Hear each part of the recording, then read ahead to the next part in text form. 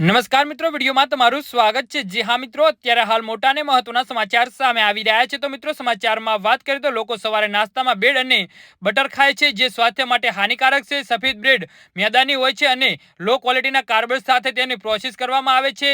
White bread ખાવાથી blood sugar વધવાનું જોખમ રહે છે। જી હા મિત્રો, અત્યારે હાલ મોટા સમાચાર સામે આવી રહ્યા છે। જો આપ નિયમિત બ્રેડ લેતા હોય તો તેનાથી કબજિયાતની સમસ્યા પણ થઈ શકે છે, પાચન શક્તિ નબળી થઈ જાય છે અને નાસ્તામાં નિયમિત બ્રેડ લેવી નુકસાનકારક સાબિત થાય છે।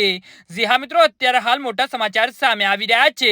રોજ બ્રેડ ખાવાથી સ્વાસ્થ્યને અનેક પ્રકારના નુકસાન થઈ શકે છે। દરરોજ બ્રેડ ખાવાથી બચવું જોઈએ। દરેક લોકો સવારના નાસ્તામાં બ્રેડ ખાતા જોવા મળે છે। મોટા ભાગના લોકો દરરોજ નાસ્તામાં ચા કે દૂધ સાથે બ્રેડ ખાવાની આદત હોય છે। આ આદત તમને બીમાર પાડી શકે છે। જી હા મિત્રો, અત્યારે હાલ મોટા સમાચાર સામે આવી રહ્યા છે।